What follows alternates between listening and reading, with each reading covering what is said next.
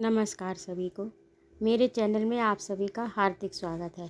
आज मैं उपस्थित हूँ रजनी गुप्ता के लिखे उपन्यास किशोरी का आसमां का अगला भाग लेकर। अचानक जैसे महीनों से पपड़ाया खेत बेमौसम बारिश से खिल उठा। लंबे अरसे बाद किशोरी के मुरझाए चेहरे पर आज सरसता देखने को मिली। यकीनन किशोरी को इतना खुश पहले कभी नहीं देखा था जितना आज वे खिलक रही थी। वे कितने चाव से लड़की की शादी से जुड़े प्रसंग को इधर उधर घुमा घुमा कर दोहराती फिरी। रमेश एन सीधो लड़कों मिल गओ। बाने तुम्हारी पढ़ी लिखी रीता की होशियारी देखी बस। दिल्ली में इंजीनियर है। फिर वे बड़े ठसक से लड़के के घर परिवार के बारे में विस्तार से चर्चा करने लगी।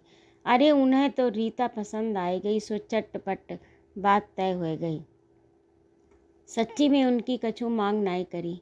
सच्ची में उनने कछु मांग नाय करी। हुलस हुलस कर वे ब्योरों को टुकड़ों टुकड़ों में जोड़ती जाती।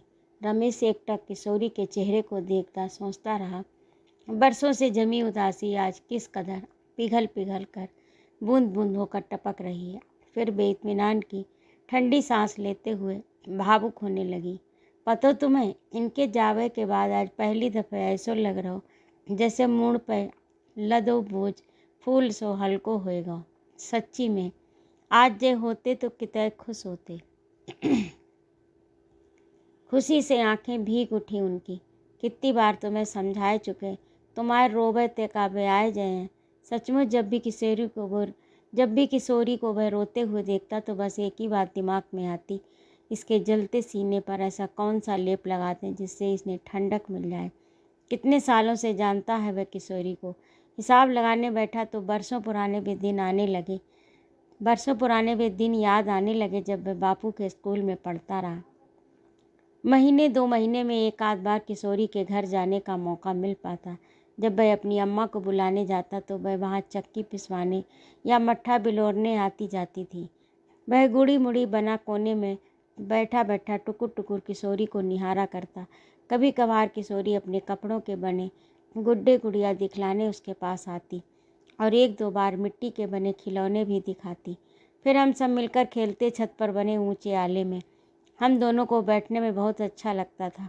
वहाँ बैठकर हम बाहर से आने जाने वालों की उल्टी गिनती करने वाला खेल खेलते, तो कभी नीचे बोरा बिछाकर खेलते। कभी किशोरी भाई साहब से भुना पापड़ लाती जिसके चूरे को हम तंबाकू की तरह मुट्ठी में पीस कर फूंक फूंक कर फसकते। सावन में जब सामने वाले नीम के पेड़ पर झूला पड़ता तो किशोरी को तेज झुलाने में उसे बहुत मज़ा आता। वह जोर से चीखती, हम ताली पीट कर देर तक हंसते रहते। 9वीं पास करते करते उसकी शादी कर दी गई, सो जिम्मेदारियों के खूंटे से वह बंधता गया। वह छोटा भाई आवारागर्दी करते घूमता तो बड़ा ताश के पत्ते फेंटता। सुबह शाम नेताजी की हुजूरी में लगा रहता। वह हमेशा इसी मुगालते में जीता कि विधायक जी के एक इशारे भर की देर है, वे उसे तुरंत किसी सरकारी दफ्तर की कुर्सी मुहैया करा देंगे। ऐसा सोचते सोचते एक दिन ऐसा आया कि उसकी नौकरी पाने की उम्र सरक गई और वह हाथ पर हाथ धरे यूं ही टापते रह गया। इस दरमियान उसकी बीवी ने जरूर 4 बच्चे जन्म दिए, सो घर का खर्चा दुगनी गति से बढ़ता गया। 5 बीघे जमीन के टुकड़े से इतने लोगों की गुजर बसर हो पाना मुश्किल हो रहा था। सो रमेश ने कारीगरी सीख ली। दिमाग और हुनर का तेज तो था ही वह, सो कारीगरी उसकी चमक उठी। उसकी कला और 4 पैसे कमाने लगा। वह अपनी कला से 4 पैसे कमाने लगा। इसी बीच गांव में घटा था ऐसा भयानक हत्याकांड जिसे सुनते ही रूह कांप गई उसकी। फिर सोचा किशोरी की मदद करेंगे, जो हो जाए सो कर देंगे। इसी उधेड़ में कुछ दिन निकल गए, लेकिन जैसे ही किशोरी ने अपनी ज़मीन जोतने की बात उससे कही, उसके ना करने का सवाल ही कहाँ उठता था। अंदर ही अंदर गहरा लगाव महसूस करता था वह। रमेश खूब धूमधाम से करहे बियाव, कौनों कमी नाय रहन दिए। वह एक एक शब्द को खूब गौर से सुनता रहा और याद करता रहा उन दिनों को जब उसके लस्त पस्त तन पर हर वक्त लदी उदासी को हटाने के लिए वह घंटों समझाता रहता। अच्छा एक बात बताओ, इन बच्चन को का कसूर जो इनको तरफ तुम्हारो ध्यान नहीं जात। कब से नए कपड़े नहीं सिलाए इनके लाने, कितने घिसे कपड़े पहने घूम रहे जे बच्चा। तुम्हें तो मताई बाप दोनों बनने, फिर जिन बच्चन की खातिर याद रखिए विनय बाप की कमी न खल पावे। उस दिन घर आकर किशोरी ने जब बच्चों के सिर पर प्यार से हाथ फेरा, उन्हें सीने से लगाया, तो हुलस पड़ी बच्ची और चहक कर बोली, अम्मा कल मेला लग रहा, हमें जाने होता है, की के संग चले जाएं हम। छोटी बारी का ठुनकता चेहरा देखकर उसके मुंह से अनायास निकल गया, हम सब संगे चले हैं, रमेश भी चले। काय चले हो? किशोरी के मुस्कुराते चेहरे और उल्लास भरी आवाज़ में रमेश का नाम सुनकर बाई साहब की आंखें चमक कर चौड़ी होने लगी, लेकिन वे कुछ नहीं बोली। आखिर इतने दिनों बाद उस घर में रौनक की ताज़ी हवा जो आती दिख रही थी। किशोरी की ज़िंदगी धीरे धीरे पटरी पर लौटने लगी। अचानक एक हंगामा बच गया। वेग से आते तूफान ने समुंदर के सीने में उफान पैदा कर दिया। खलबलाहट इतनी ज़बरदस्त कि किसी भी तरह शांत होने का नाम ही नहीं लेती। अभी लड़की का संबंध तय हुए हफ्ता भर भी ठीक से नहीं बीत पाया कि ऐन सीने पर सवार हो गई ये वेग से आती प्रचंड आंधी। सब धू धू कर उड़ने लगा ऊपर आसमान की तरफ। सुनते ही किशोरी अधमरी हो गई और माथा पकड़कर जहाँ खड़ी थी वहीं धम से बैठ गई, जैसे देह में से प्राण नोच कर निकल गए। मोहल्ले के रघुवीर रहीम ने रमन और अनीता दोनों को साथ साथ मंदिर में जाते देखा। फिर क्या था, उसने खबर उड़ा दी कि इन लोगन की ने शादी कर ली। उसके बाद किसी कमरे में इकट्ठे रहे दिन भर। कईयों ने उन्हें एक कमरे में साथ साथ आते जाते भी देखा अपनी आँखों से।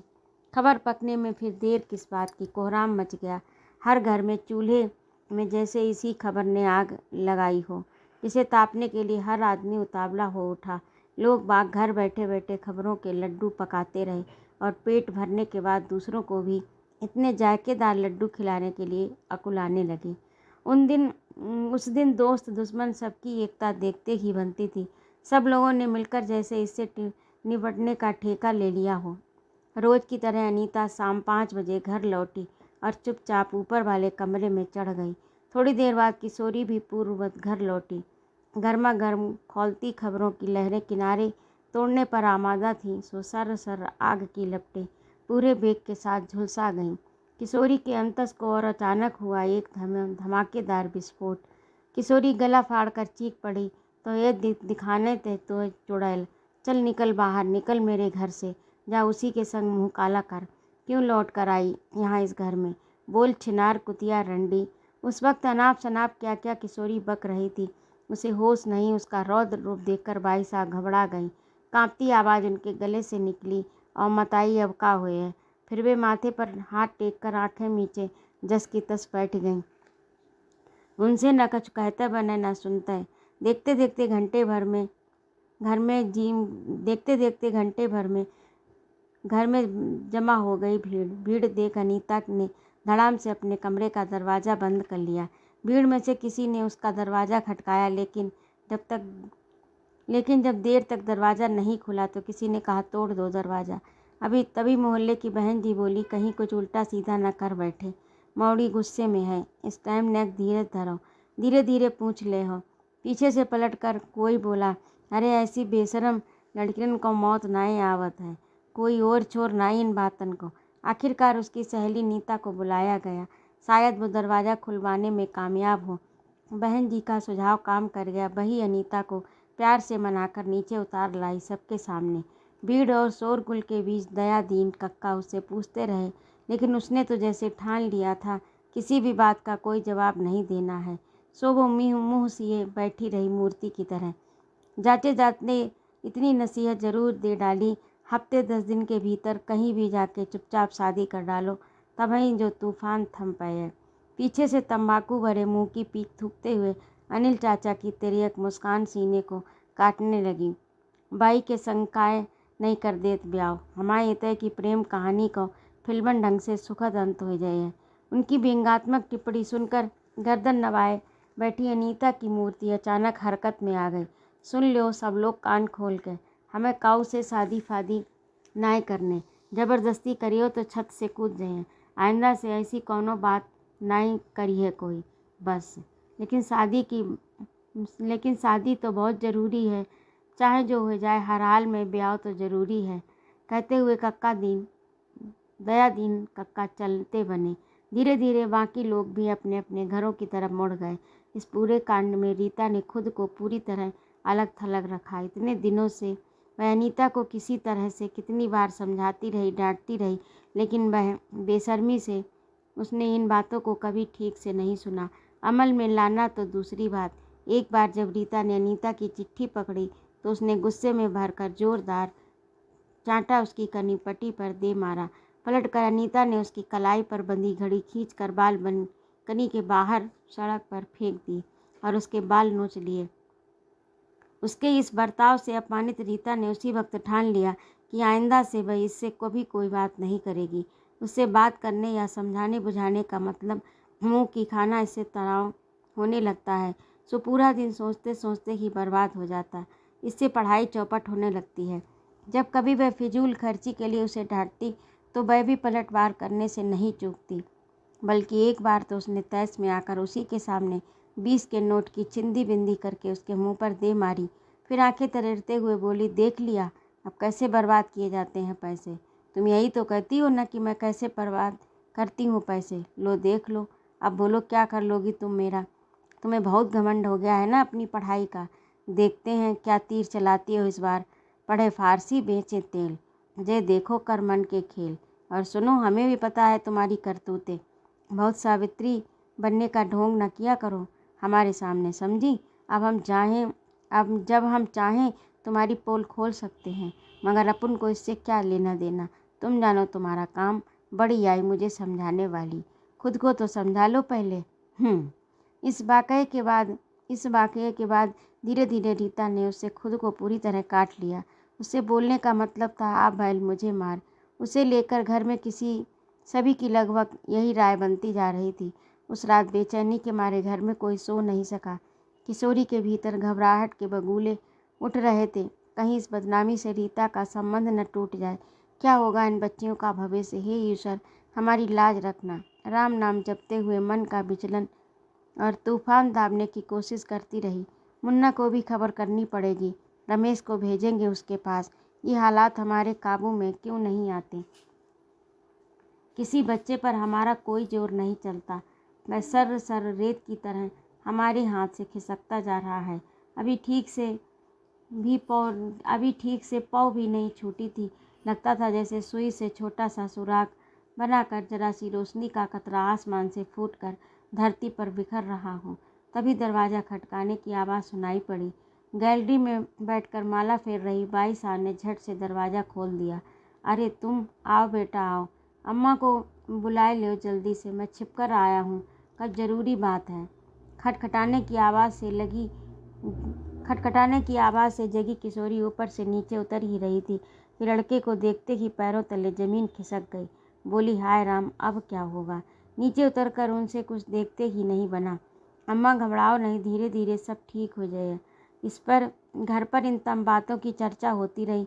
सामान्य होने में 4-6 महीने लग सकते हैं, साल भर भी लग सकता है, लेकिन रीता से शादी मैं ज़रूर करूँगा।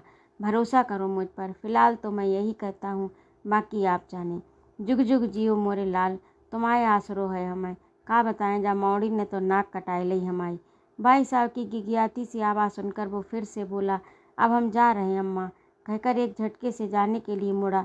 तभी सीढ़ियों से उतरती रीता से उसकी नज़रें मिली तो वह पल भर के लिए थमाया। फिर जाते जाते आश्वासन की पर्ची पकड़ाते हुए बोला, अपनी पढ़ाई पर ध्यान रखना प्लीज़। मेरे लिए इस हिस्से को जरा भी प्रभावित नहीं होने देना। तुम इतना तो कर ही सकती हो। रीता तब तक उसे एकटक देखती रही जब तक वह निगाहों से ओझल नहीं हो गया। आसमान पर पड़ी अंधारे की चादर अभी भी पूरी तरह हटी नहीं थी, बस इधर उधर से हल्की सी खिसकी जरूर थी। सड़क झाड़ते जमादारों की आवाज़ें सुनाई पड़ रही थीं। हर रोज़ की तरह का एक दिन यह भी था, लेकिन कितना अंतर लग रहा था इस दिन और रोज़ के दिनों में। कितना हेर फेर हो गया स्थितियों परिस्थितियों के बीच। हवा महल जैसे पल भर में उलट पलट कर रेत में मिल गया हो। सोचती रही रीता, बार बार खुद से सवाल करती, जवाब नहीं पाती तो अपने से लड़ती रहती। कैसे संभालूंगी टुकड़ों टुकड़ों में बिखरे अपने इस वजूद को। अफसोस से इसकी किरचने किसी और को नहीं दिखा सकती। बस एक ही चीज़ मेरे बस में है, अपनी पढ़ाई और अपना कैरियर बनाना। सो खुद को पूरी तरह झोंक दूंगी पढ़ाई में। हाँ, यही होगा मेरा एकमात्र लक्ष्य, मेरी अपनी मंजिल। किस्मत को मुट्ठी में भरने का जज्बा पैदा करना ही होगा मुझे अपने भीतर, तभी लड़ पाऊंगी मैं ऐसे हालातों से। शायद अम्मा ठीक कह रही हैं कि साल 6 महीने तक हम क्यों इंतज़ार करते रहें उसका। मान लो तब तक इंतज़ार कर भी लें, उसके बाद भी क्या गारंटी। फिर हमें बाकी लड़कियों के भी जल्दी जल्दी संबंध करने हैं। तुम्हारी वजह से दूसरे संबंधों में देरी होगी, जबकि हमें अपनी जिम्मेदारियों को जल्दी जल्दी निपटाना है। कोर्ट कचहरी के दसियों लफड़ों में उलझी रहती हैं अम्मा। अभी एक और ज़मीन का मामला फंस गया। सुल्तानपुरा में पड़ी ज़मीन का 10 फीट का टुकड़ा नत्थू बढ़ई ने चाँप लिया। सो अम्मा को उसके खिलाफ एक नया मुकदमा ठोकना पड़ा। इस घर में आए दिन कोई न कोई नई मुसीबत खड़ी होती रहती।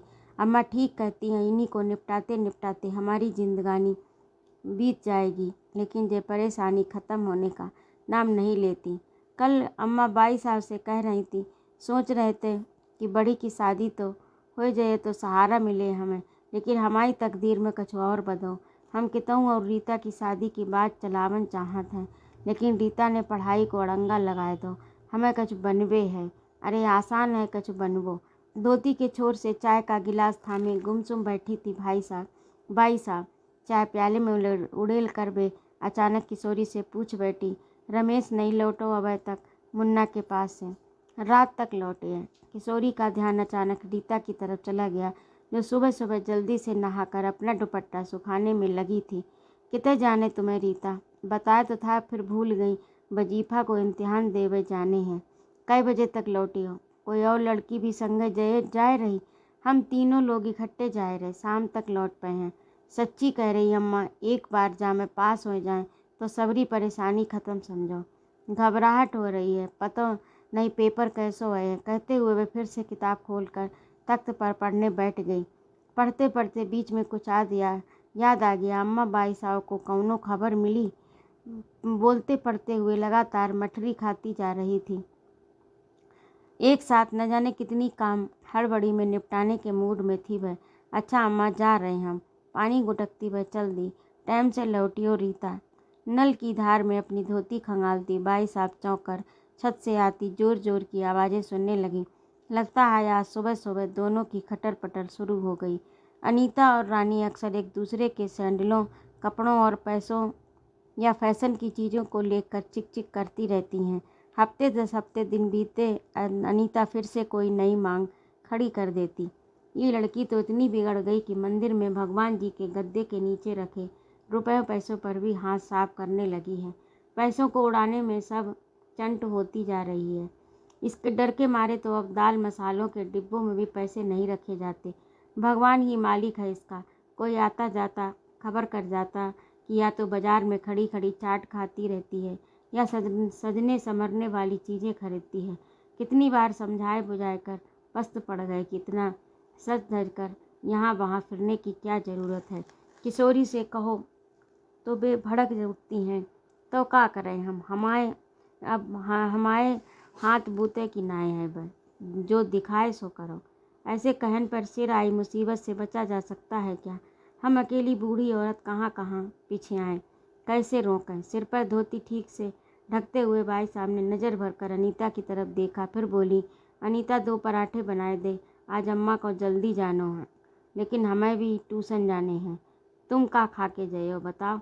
भाई साहब झल्ला पड़ी। कुछ नहीं कहकर वह थोड़ी देर गैलरी में बेमतलब खड़ी रही, फिर अलमारी में रखी 2-3 किताबें उठाकर बाहर की ओर चल पड़ी।